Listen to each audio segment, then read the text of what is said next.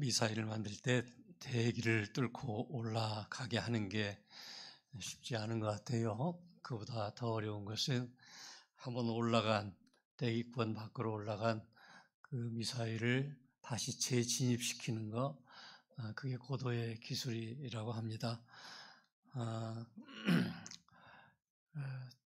우리가 그 인공위성을 띄울 때에 그래서 그 다시 진입을 시키는데 아마 한 1500도 이상의 열을 견딜 수 있어야 된다고 그래요.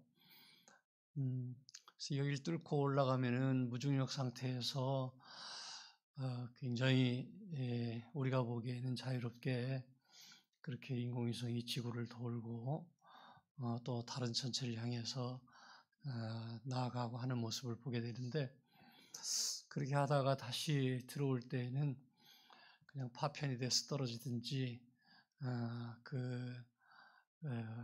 열을 이기고 다시 들어와서 무사 귀환하는 모습을 보면 박수를 치고 또 그런 경우가 있고 그런 것 같습니다. 들어온다고 해서 그냥 편안한 건 아니죠. 대기 중에 있을 때 하고 또 들어와서는 여러 가지 공기의 저항이든 이 대기권 안에서의 삶에 다시 재정하기 위해서는 여러 가지 다시 돌아온 사람도 상당한 기간의 훈련이 또 필요하다고 그렇습니다. 그래서 그 한 군데에서의 삶을 또 다른 군데로 이렇게 옮겨가기 위해서는 굉장히 난관이 있습니다. 그 어려움을 뚫고 나가야 하는 거죠. 우리가 청년들이 지금의 삶이 편안하다고 해서 영원히 이룰 수는 없죠. 네, 또 40대, 50대가 되면 또 다른 인생의 새로운 장벽이 있습니다. 그걸 이겨내고 가야 하는 그런 인생 길입니다. 어저께 우리 김영수 권사님 신방을 갔는데 집에서 오랫동안 파킨슨 앓으시고 몇 년 동안을 집에서 계셨기 때문에 집에서는 아무래도 도움이 선생님도 계시고 또 가족들도 있고 그래서 비교적 편한 생활을 하셨는데 요양원에 들어가시고 나서는 자유로움이 다 곧바로 사라지잖아요.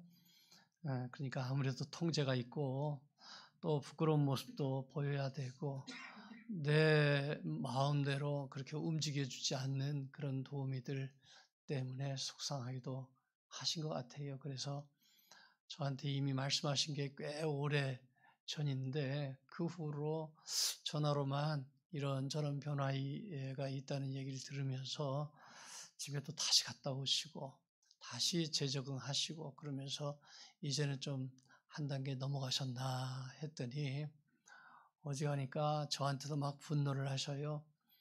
그래서 아들한테 이 얘기해서 안 되는 거, 또 딸 불러서 사위 불러서 이야기하고 그래도 또 안 되는 거 목사라도 불러야 되겠다. 지난주에 저를 한 5번 정도 부르셨다고 그래요. 그래서 어저께 급히 가서 얘기를 하는데 만나자마자 저한테 할 말씀이 많으신 거예요. 이제는 그 말씀도 잘 듣기 어려운 그런 발음이신데 그러면서도 막 제가 신중하게 안 들으면 분노하시고 짜증을 내시는 듯 뭔가 하실 말씀이 많은데 한마디로 옮겨가고 싶다, 여길 떠나고 싶다 그런 말씀이세요.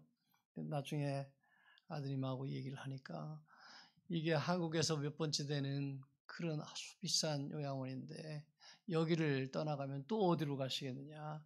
거기에 가신다 한들 굉장히 복잡한 과정을 거쳐서 가신다 한들 거기서 또 2, 3일 후에는 다시 비슷한 증세가 나오지 않겠는가. 그 말이 옳죠.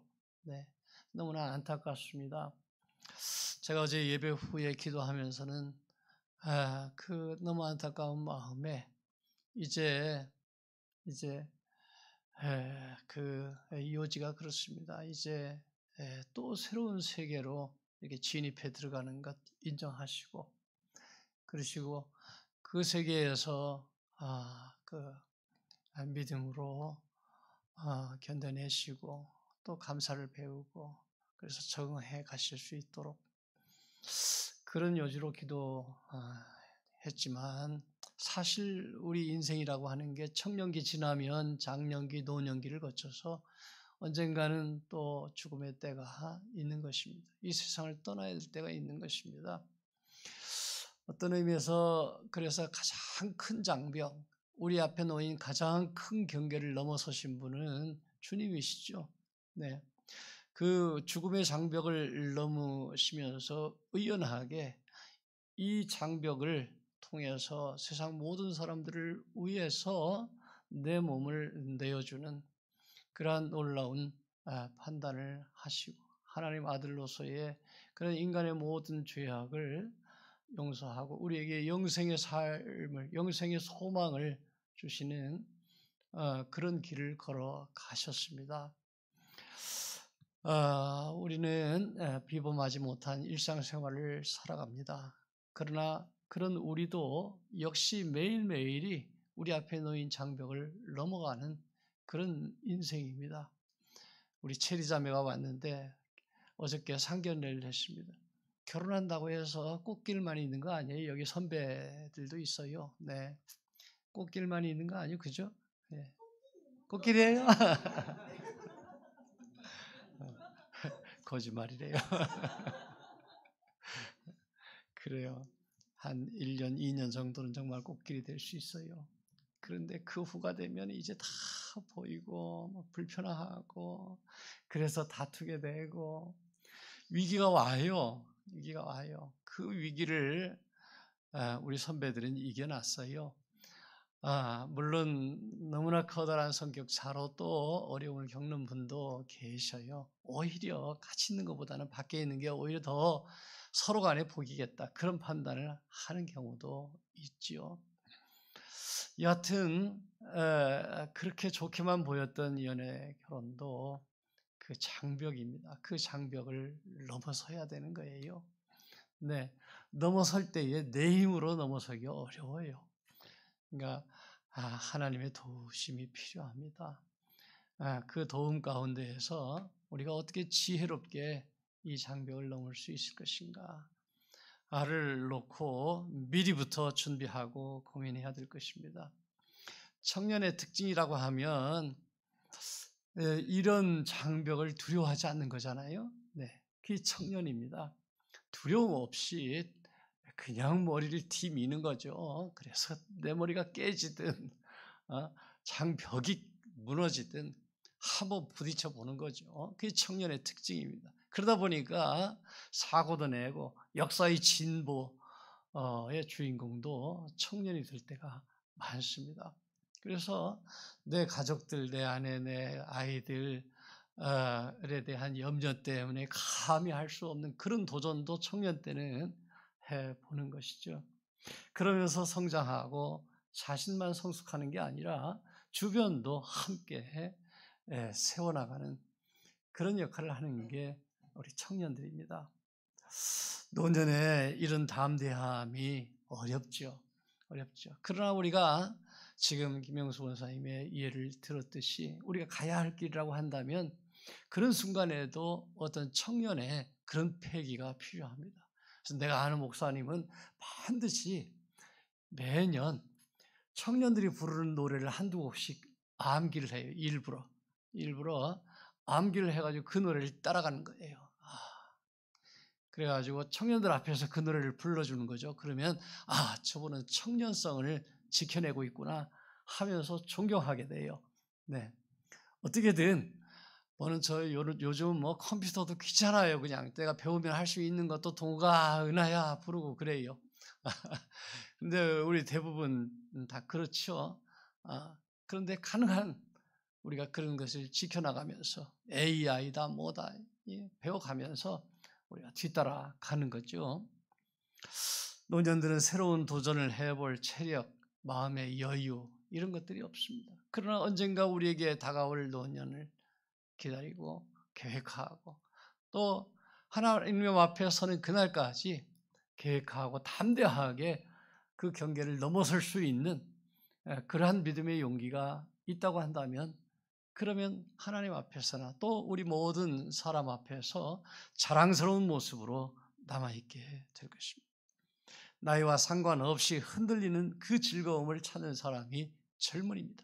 그래서 70대, 80대가 돼가지고 초등학교에 입학하고 중학교 대입에 참여하고 새로운 직장을 또 찾아 나서고 하는 모습을 보면, 그러면 참 주책이다라고 하는 것이 아니라 참 멋지다, 참 멋지다.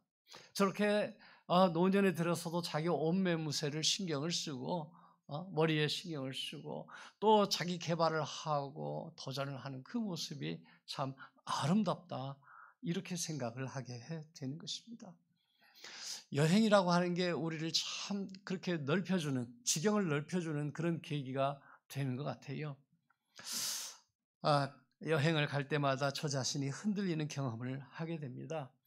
어떤 모양으로든 하나님이 주시는 그런 선물인데, 은혜인데, 그 여행을 통해서 제 습관이 흔들리게 되죠. 제 경험, 제 지식이 흔들리는 그런 경험을 하게 됩니다. 그러나 그 여행을 통해서 다시 한번 성장하게 되는 그런 계기를 얻게 되는 것, 그게 여행입니다.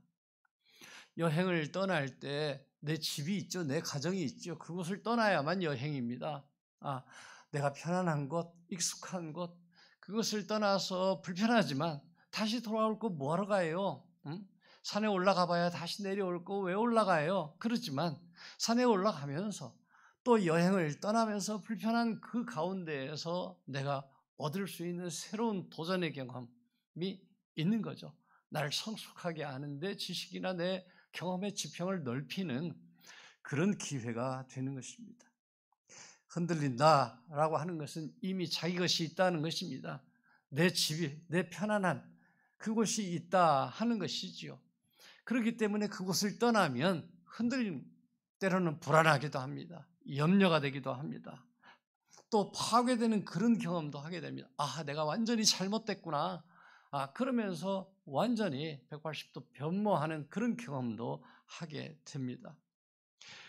그런 전통 경험이 흔들리는 그런 모습을 통해서 우리는 불안하고 두렵지만, 여행을 통해서 또는 간접적인 여행, 독서를 통해서 또는 사람을 만나는, 다른 경험을 가진 사람을 만나는, 때로는 내게 부딪혀 오는 이 땅에서 내가 경험해보지 못한 그런 경험, 질병이든 또는 사업의 실패이든 인간관계의 어려움이든 그런 고난의 경험을 통해서 우리는 자신에 대해서 새롭게 도전해보는 그러한 경험을 하게 됩니다. 우리 오늘 오랜만에 선도가 휴가 와서 예배를 참석했습니다. 군대 경험을 지금 하고 있는 중입니다. 얼마나 힘들어요. 집을 떠나서 낯선 그 청년들과 함께 생활하면서 강제로 일어나야 되고 강제로 자야 되고 먹어야 되고, 이런 수동적인 삶을 사는 것이 정말 쉽지 않은 그런 경험입니다. 그러나 그 경험을 통해서 하나님이 내게 주시는 은혜의 통로다라고 생각하는 사고의 전환을 이룬다고 한다면, 그런 마음가짐으로 군대 생활을 접한다고 한다면, 그곳은 나를 훈련시키는 하나님이 주시는 선물입니다. 광야입니다. 그래서 그것을 통해서 이스라엘 백성들이 훈련받았듯이 나는 새로운 또 한꺼풀 벗어나는 그러한 새로운 인생의 길을 준비할 수 있다 하는 것입니다. 더 멋진 인생을 살 것입니다. 사도행전 10장, 베드로가 이방인 백부장 고넬료를 만난 후에 예루살렘의 유대인 지도자들을 만나서 내가 누구를 만났는지, 어떤 경험을 했는지 그것을 설명하는 장면입니다. 이방인이니 고넬료는 무할례자입니다. 그 집에 들어가서 성경에 보니까 며칠 더 묵었다는 것이에요. 더 묵었다는 게 그 집 밥을 얻어먹었다는 얘기인데, 이방인하고 식탁을 같이 했다? 이거는 유대인의 정결법에 어긋나는 것입니다. 이방인을 내 삶 속에 받아들였다는 얘기예요. 섞이지 않았던 그런 선민의식을 가졌던 유대인들에게 이 베드로의 모습은 유대인 지도자들에게 거리낌이 있는 것입니다. 받아들이기 힘든 충격이었습니다. 베드로 자신도 사실 몹시 흔들렸어요. 네.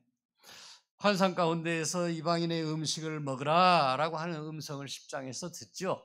그때 베드로가 주님 그럴 수 없나이다. 오늘 보면 8절에서도 그래요. 주님 그럴 수 없나이다. 베드로가 그 새로운 세계를 접하는 것에 대해서 굉장히 거부감을 가지고 있는 것을 볼 수 있습니다. 강하게 저항하는 그 모습을 통해서 베드로가 이미 확신을 가지고 있었구나. 자기 삶에 대한 어떤 강고한 그런 전통 가운데 놓여 있었구나. 그런데 또 이런 시도를 하면서 흔들리고 있었구나 라고 하는 것을 볼 수 있습니다. 그런데 3번씩이나 베드로를 향해서 주님이 도전합니다. 초대가 계속됩니다. 그것은 지경을 넓혀주시려는 하나님의 은혜의 초청이다라고 하는 것입니다. 새로운 경험을 통해서 내 지식을 넓히기도 하고 내 시야와 인생의 깊이를 더 깊게 할 수도 있습니다. 그러나 그것보다도 먼저 누군가의 내가 지금 만나는 새로운 사건, 새로운 주인공, 그 사람의 어떤 삶의 지경 그리고 변화를 살펴보는 것, 그것이 의미 있는 일입니다. 지난주에 여행 가운데에 제가 여러 사람을 만났습니다. 그 가운데 몇 사람만 소개합니다. 가정 문제 또는 건강 문제로 심하게 흔들리는 그 현지인 또는 중국인 여러 사람들을 만났습니다. 장애물들을 지나가고 있는 사람들이에요. 부부인데 남편에게 뇌경색이 왔어요. 아내가 남편만 쫓아다니면서 남편 시중 들었던 그런 분입니다. 그런데 절체절명의 위기가 온 거예요. 자기도 그 전에 생활 환경으로 인해서 아팠지만은 병원을 못 갔어요. 그런데 남편이 아프니까 이제 바로 병원을 찾아가서 치료를 받고 다행히 잘 돼서 상당히 돌아왔습니다. 팔도 어느 정도 정상을 찾고 뇌의 기억 기능만 좀 손상을 입고 상당히 많이 돌아왔어요. 그러나 그런 상황 가운데에서 아내가 내가 나서야 된다 라는 생각을 할 수밖에 없었어요. 내가 무너지면 안 된다. 그래서 가가호호 모르는 집을 두드리면서 영업을 해야 하는 그런 길로 나섰습니다. 그렇게 해서 이번에 가보니까 자기 사무실도 갖추고 있고 얼마나 얘기를 하시는데 당차게 얘기를 하시는지. 그래서 이분을 보면서 오히려 화가 복이 되었다. 물론 남편을 생각하면 아직까지 온유하고 이제 최소한으로 당신의 일을 줄여가지고 하고 계세요. 그런데 그 아내가 놀랍게 변화된 모습을 보게 되었습니다. 절체절명의 위기를 극복하면서 오히려 자기 인생을 일으켰습니다. 그 전에는 생활고 때문에 자기가 아파도 병원에 갈 수 없는, 그리고 공황장애가 생겨가지고 굉장히 자기 하나 건사하기 힘든 분이었습니다. 그런데 남편까지 무너지면서 이 상황을 지켜야 될 사람은 나다라고 하는 생각에 나서서 하면서 일가를 이루고 자기 밑에 여러 사람을 두고 일하시는 그런 모습을 보았습니다. 얼마나 적극적으로 삶을 그러고서 마지막에 하는 얘기가 하나님이 주신 은혜입니다. 하나님이 내게 이 은혜를 주셨습니다. 그렇게 고백해요. 놀라운 일이었습니다. 또 한 분은 최근에 이혼한 중국인이었습니다. 저는 최선을 다해서 그분을 위로하고 믿음의 용기를 불어넣었습니다. 성령의 은혜를 기다리면서 그를 위해서 계속해서 제가 상담한 대로 또 돌아와서 기도하고 그리고 계속 프로그램을 만들기로 했습니다. 어떻게든 결국에는 헤어질지 모르겠지만 아직까지 가능성이 있는 것 같아서 그것을 놓고 함께 기도하겠다고 계속해서 돌아와서도 기도하고 있습니다. 새로운 그런 경계를 넘어가고 있는 것입니다. 또 한 분 더 소개하겠습니다. 한국 분이신데 아주 오랫동안 20년 넘게 외국 생활을 하신 분입니다. 장사를 해야 합니다.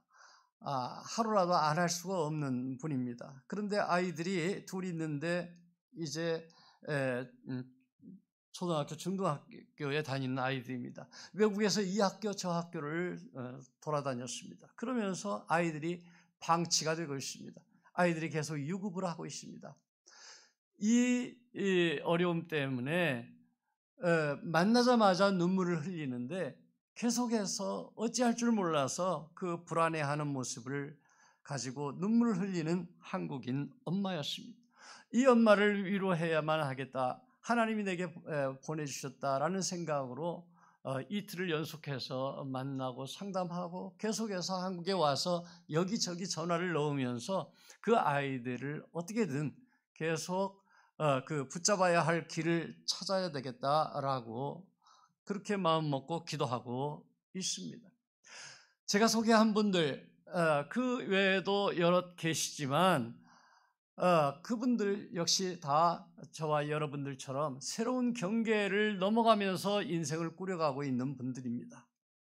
저는 그 엄마를 위로하고 격려하면서 믿음 생활을 하지 않는 분이에요. 한 두 달 만에 한 번 교회 가시는 그런 분이에요. 그분에게 믿음 생활을 권면하고 땅끝 선교회를 반드시 그 두 아이의 이름으로 한 달에 10,000원을 넣으시도록 그렇게 권면을 했습니다. 그래서 함께 기도할 그 끈으로 이어지자고 권면했습니다. 그리고 현지의 교회를 나가시도록 그리고 목사님에게 그렇게 소개를 했습니다. 그분의 미래가 궁금합니다. 저는 그분의 미래가 새롭게 열릴 수 있는 그 경계를 넘어갈 수 있는 그런 오랏줄을 하나님께서 우리에게 제공하셨다라고 생각합니다. 금요일 저녁에 우리가 함께 기도하려고 합니다. 이미 기도했습니다. 중요한 것은 그들이 성령의 사랑 안에, 성령의 역사 안에 함께 놓여 있다라고 하는 사실입니다. 오늘 본문에서 초대교회는 내게 오신 성령이 이방인들에게도 오셨다라고 하는 것을 깨닫고 있습니다. 그 깨달음이 베드로로부터 시작되었다는 것이 오늘 본문입니다. 그리고 오늘날 우리에게까지 왔다는 것입니다. 우리는 유대 땅이 아니고 멀고 먼 한국 땅입니다. 그러나 150년 전에 이곳에 하나님께서 예수 그리스도를 소개하시고 교회를 세우시고 이제 성령 안에서 내주하시는 성령의 도우심을 받으면서 살아가는 저와 여러분이 있게 되었다는 것입니다. 오늘 베드로가 유대 지도자들에게 이렇게 말합니다. 반문입니다. 그런즉 하나님이 우리가 주 예수 그리스도를 믿을 때에 주신 것과 같은 선물을 그들에게도 주셨으니 내가 누구이기에 하나님을 능히 막을 수 있겠느냐. 고넬료를 만났던 베드로가 그리고 며칠 동안 그들과 금지되었던 음식을 나누면서 새로운 경험을 하고 그리고 고넬료의 가정을 만나 그들에게 세례를 주고 그리고서 돌아와서 유대 지도자들, 아직 경계를 넘어가지 못하고 있는 그 지도자들에게 내 경험을 소개하고 있는 장면입니다. 그러자 그곳에 있던 유대 그리스도인들이 이렇게 고백합니다. 그러면 하나님께서 이방인에게도 생명 얻는 회개를 주셨도다. 생명 얻는 회개를 우리만이 아니라 이방인에게도 주셨도다. 그들의 고백을 계기로 복음은 경계를 넘어서고 있는 것입니다. 우리는 이곳 서울 근교에서 살아가고 있습니다. 또 각자 다른 환경과 조건에서 살아갑니다. 제가 여러분을 다 알 수가 없습니다. 세밀한 것, 가정의 형편과 문화도 다릅니다. 그러나 이방인 고넬료를 복음적인 삶으로 초청하여서 삶의 지평을 넓혀준 베드로는 이 일을 계기로 해서 어떤 의미에서 가장 먼저 수혜자가 되었습니다. 남을 살리다가 생명 얻는 회개의 첫 번째 사람이 된 것입니다. 첫 번째 수혜자가 된 것입니다. 저와 여러분이 바로 그와 같이 첫 번째 생명 얻는 회개의 주인공으로 나아갈 수가 있는 것입니다. 우리는 이렇게 성령 하나님의 역사에 참여하고 있습니다. 하나님께서 우리를 그렇게 초청하고 계십니다. 주님 그럴 수 없나이다. 그렇게 저항했던 베드로, 그 모습이 바로 우리들의 모습 아닙니까? 이제는 이 복음의 역사를 내 일이 아니라 성령의 일로 받아들이게 되었습니다. 하나님은 저와 여러분에게도 도전하시고 지평을 넓혀 가기를 원하십니다. 그리고 그 수혜자가 되기를 원하십니다. 우리에게도 이런저런 장애물들이 있습니다. 언어의 문제도 있고 가정 형편의 문제도 있습니다. 건강 장애도 있습니다. 이렇게 저렇게 우리를 올가매고 있는 그런 장벽들이 우리 모두에게 있습니다. 그러나 근본적인 장벽은 이것이 내 조건의 문제가 아닙니다. 내 환경의 문제가 아닙니다. 역사의 주인공을 나 자신으로 보기 때문에 생기는 장벽입니다. 여러분, 역사의 주인공은 성령 하나님이십니다. 성령 하나님이 우리가 연약하고 부족하고 조건과 환경이 미흡하지만 우리가 제대로 성경 공부를 해본 것도 아니고 예수 그리스도와 함께 더불어서 살아갈 엄두를 낸 것도 아니지만 그러나 성령 하나님을 역사의 주인공이라고 인정하실 수 있다고 한다면 그 모든 장벽은 문제가 되지 않습니다. 오히려 기회가 열리는 법입니다. 오히려 첫 번째 수혜자로, 첫 번째 사람으로 저와 여러분을 하나님이 불러주실 것입니다. 내 환경과 조건에 어려움이 없다는 말을 하는 것 아니라는 말을 거듭 드립니다. 그러나 하나님은 그런 장벽을 오히려 기회로 삼으실 것입니다. 내 성품까지도, 내 소극적인 성격까지도 하나님께서 사용하셔서 나를 당신의 일꾼으로 삼아 주실 것입니다. 당신의 놀라운 역사를 이루어 가실 것입니다. 그러므로 초대교회가 이방을 향해서 나아가게 된 첫 번째 출발점은 사실 베드로의 회심이었습니다. 베드로가 마음을 고쳐먹은 것이었습니다. 베드로가 회심하고 고넬료를 만나고 그리고 그 고넬료를 통해서 놀랍게 성령 하나님이 일하시고 계셨던 현장을 오늘 우리는 보고 있습니다. 사도행전을 우리가 지금 읽어나가고 있습니다. 사도행전이 이렇게 경계를 뚫어나가는 역사의 얘기입니다. 오늘도 하나님은 저와 여러분을 여러 모양으로 흔들어 내십니다. 그러한 시험과 도전 앞에서 흔들릴 때 오히려 하나님의 일하심을 기대하면서 기다리시기 바랍니다. 다른 사람이 아닙니다. 환경의 변화도 아닙니다. 내 자신의 회심을 원하시는 하나님의 선물이 내 발등에 놓여 있다라고 하는 것입니다. 그 선물을 통해서 경계를 넘어가면 새로운 인생이 열릴 것입니다. 하나님이 열어주시는 저와 여러분의 흥미진진한 인생입니다. 기도하겠습니다.